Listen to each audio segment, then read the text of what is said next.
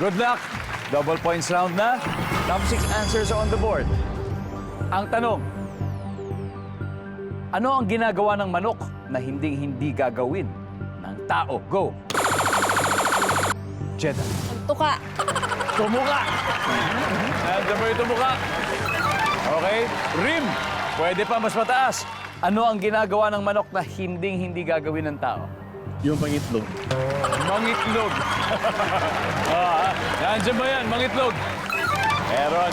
Pero mas mataas. Pero Jeddah, pass or play ba to? Play. Play. O rim, balik muna tayo. Let's go, Jeddah.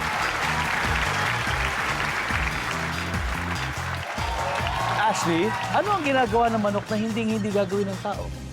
Mag-wiggle. Ay, kaya din naman, pero mas magaling yung mga manok dyan. Andiyan ba yung pag-wiggle? Wala. Trixie. Tumilaok. Tumilaok. Tumilaok. Tumilaok. Nandiyan ba tumilaok? Top answer. Shari, ginagawa ng manok na hindi gagawin ng tao? Ano, nagkakaskas sa lupa. Scratching. Kumakahig. Kumakahig ng lupa. Meron. Jeddah, ginagawa ng manok na hindi gagawin ng tao? Lumipad. Lumipad! Nandiyan ba yan? Lumipad. Wow. Ashley, one more to go. Ginagawa ng manok na hindi gagawin ng tao? Makipagsabong. Oo nga. Pwede naman tao doon. Kayang-kaya. Ito nga, may sabong ng dalawang teams eh. Nandiyan ba ang magsabong? Wala. Udo, usap-usap na kayo, Gym Gods. Trixie, anong ginagawa ng manok na hindi gagawin ng tao? Yung makita sa dito.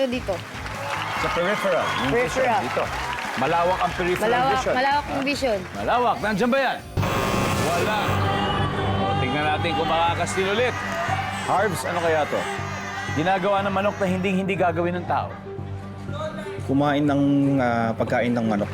Kumain ng pagkain ng manok. Matulog sa punong kahoy. Tulog sa punong kahoy, Richard. Ayun nga, matulog sa sanga. Sanga. Ben, ano ba kaya? Ginagawa ng manok na hindi gagawin ng tao. Kumain ng ng pagkain ng manok. Kumain ng pagkain ng manok.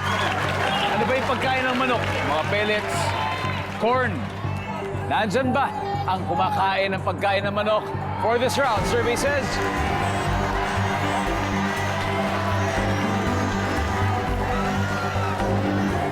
Alamin natin sa pagbabalik ng Family Feud. Now, kanina bago nag-break, tinanong natin ang The Gym Gods, anong ginagawa ng manok na hindi gagawin ng tao? Sabi, kumain ng pagkain ng manok. Pag tama sila, nako, lalaki lamang at kukunin nila ang napakalaking naipon ng Team Eskrima. Nandyan ba yan? Survey says...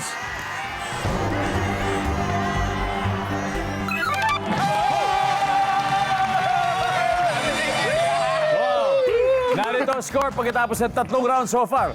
Ito, Team Eskrima, 70 points pa rin. Pero ang Gym Gods, 287 points.